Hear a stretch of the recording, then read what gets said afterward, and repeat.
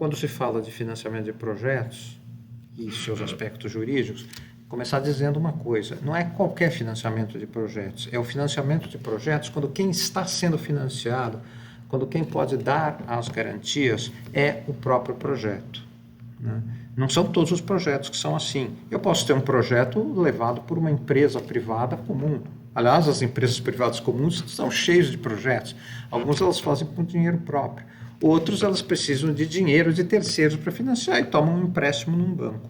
Tá certo, isso não deixa de ser, num sentido muito estendido, também uma operação de financiamento de projetos. Mas não é essa que... porque essa não se diferencia de nenhuma outra operação de empréstimo do direito bancário. O que interessa aqui são operações, e é isso que se fala que são de tal volume que o próprio projeto tem que se pagar. Nenhuma empresa privada é grande o suficiente ou disposta o suficiente, por qualquer característica, para aceitar a responsabilidade integral por aquilo. Mas se cria uma estrutura que é basicamente uma sociedade só para aquele projeto. E é esta sociedade, com a sua personalidade jurídica, que toma o empréstimo, que toma os recursos. O risco cambial para o financiador, de que ele tem medo, e quando ele percebe contas públicas que não estão tão bem ajustadas, a desvalorização, o risco do país fazer gastos excessivos, etc., o que ele fica com medo? Que existe uma desvalorização da moeda entre o momento que ele emprestou e o momento lá na frente em que o projeto vai gerar resultados, tipicamente por meio de tarifas, para ser pago, né? Então, eu emprestei 100 milhões de dólares hoje, em 94, a R$1, por exemplo. O real ele se desvalorizou perante o dólar, ele está valendo R$6 em 2023, 2024, 30 anos depois, né? O que vai acontecer? Onde eu precisava só de R$1 para pagar 100 milhões, eu precisava de 100 milhões de reais para pagar 100 milhões de dólares, eu vou precisar de 600 milhões de reais para pagar os mesmos 100 milhões de dólares. Pode ser que a estrutura tarifária, e isso pode se dar de uma forma ainda mais dramática, o que quer dizer que a estrutura tarifária daquele projeto ele pode não aguentar aquilo, né? Então, esse é um risco muito importante. Uma estratégia é esse patrocinador do projeto dizer: olha, eu me responsabilizo por isso. Mas é uma estratégia parcialmente eficaz, porque por mais rico que ele seja, por mais poderoso que seja o grupo empresarial que esteja por trás disso, ele está sujeito a, independente de ele sofrer qualquer azar, sendo ele um grupo que seja e se mantenha sempre muito bem sucedido, mas que o valor seja grande demais para qualquer grupo, dependendo da deterioração econômica que o país possa sofrer. Então, geralmente isso não basta. Tem algumas estratégias que vocês podem ver na documentação internacional. De novo, não é comum no Brasil, porque o Brasil não chegou a ter esses recursos internacionais, mas às vezes eles vêm. Existem organismos multilaterais, como o BID, o Banco Mundial e tal, que fazem empréstimos. E eles fazem para países em desenvolvimento, para projetos que eles consideram transformadores. São órgãos, de certa medida, burocráticos, têm lá os seus temas, mas eles podem, e se eles aceitarem fazer financiamentos, já vi fazendo financiamento de plataforma de petróleo, etc., eles o farão sob uma perspectiva de financiamento de projetos. Então, o dinheiro pode sim vir desses recursos. E aí, o que se pode fazer para garantir isso? Olha, certos interregnos para minorar esse problema. Resolver, como eu vou mostrar, não é possível. Certos interregnos por exemplo, entre eu receber o recurso e a obra começar, a obra de construção, poderia ter essa dificuldade também. Olha, eu vou receber o desembolso hoje, $1 bilhão, e vão valer 6 bilhões de reais. Mas o que garante que a inflação não vai ser tanta que eu não preciso de 12 bilhões de reais? Aí eu não tenho como construir o projeto. Entre o recebimento e a construção, que vai ser por fases e, portanto, o pagamento também será faseado. se admite, ou então eu posso estar recebendo recursos que eu vou mandar para fora de quem comprou o projeto, e que no momento que recebidos até seriam suficientes para pagar a dívida, porque eu comecei a receber antes, mas depois, se eu esperar muito com eles no Brasil, se eu esperar e a dívida vai demorar para vencer, eles podem também sofrer isso. A legislação, a regulação cambial, ela permite que os bancos brasileiros, mesmo brasileiros, eles abram conta em moeda estrangeira para projetos de implantação e para empresas que se dedicam à implantação e desenvolvimento de projetos estratégicos. Então, esse mecanismo existe. Se eu recebi o dinheiro, vou usar depois, eu sou uma empresa de projeto, eu posso, com base no artigo 70, inciso 7 da resolução do Banco Central do Brasil 277, antes estava na resolução que antecedeu, que era 3691, tinha regra semelhante, eu posso manter em moeda estrangeira. Então eu não perco.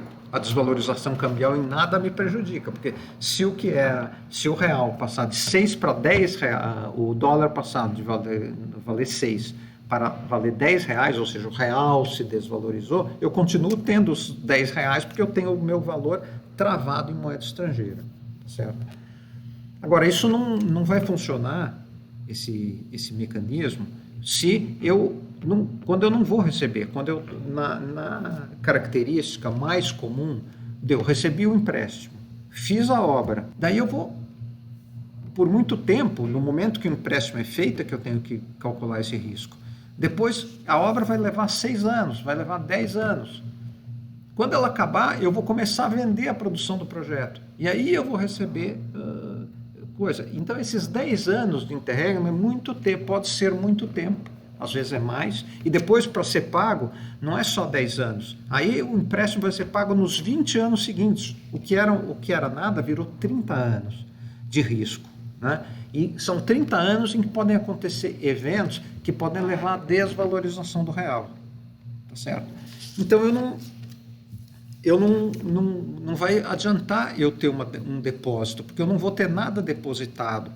Talvez eu vá tendo alguns recursos, mas o que garante que quando os recursos começarem a ser depositados na minha conta em moeda estrangeira, eles já ainda serão suficientes para pagar o empréstimo?